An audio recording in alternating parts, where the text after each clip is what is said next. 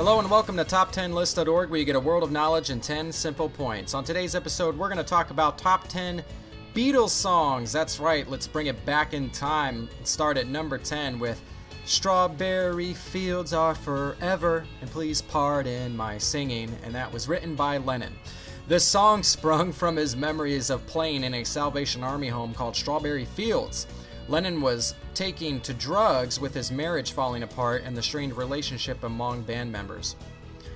Number 9 is called A Day in the Life. Like most great creative works, this came to be acknowledged as a masterpiece only after Lennon's death, a great song that was inspired by news headlines in Lennon's life. Number 8 is Hey Jude. Written originally as Hey Jules to comfort Julian Lennon about John and Cynthia's divorce, it evolved into Hey Jude. It was the group's first single from Apple Records. The 7-minute song lasted 9 weeks at the top of the US charts, setting a new record.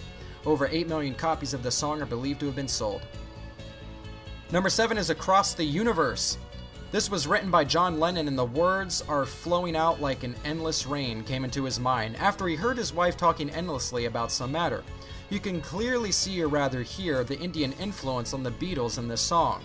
The use of the sitar and the words Ja Gurudeva Om. It's a very philosophical, poetic song, and Lennon considered it the best he had ever written. Number 6 is Yesterday. Yesterday, all my troubles seem so far away. Oh, I believe in yesterday. How we would all like to live in a world without stress and problems, and this is perfectly portrayed in this iconic song from the Beatles, which is one of the most covered songs in the history of music recording.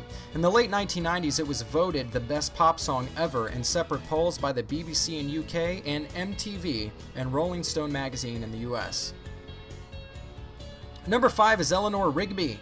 The song is about lonely people and how nobody cares even if they are dead.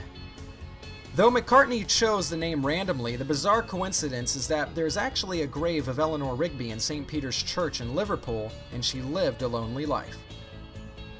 Number 4 is The Long and Winding Road. The song was the last number 1 song in the US charts in 1970. A ballad written by McCartney, the song reflects the strained relationships with his band members and how much they had gone through together. The melancholy tune is set to the piano and pulls at your heartstrings. Number 3 is Let It Be. Released in 1970, just days after their tragic split, this song is thought-provoking and mellifluous, a pleasure to listen to at any time. They were going through the tumultuous times within the band, and the lyrics definitely reflected this in this song. Number 2 is A Hard Day's Night. This song featured in the album of the same name, and there was also a movie made starring the Liverpool Boys with that title. In '64, the single topped the UK and US charts for a few weeks. The title came from Ringo's comment in an interview where he said, "It's been a hard day," and he looked up and saw it was dark and said, "Night," a pulsating number sure to get your feet tapping.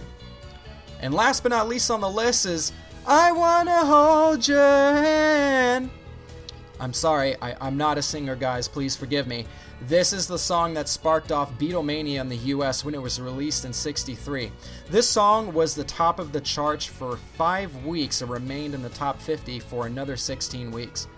In the US charts, it was number 1 for 5 weeks, and it became their top grossing single the world over. This was also their first song recorded with the 4-track technology.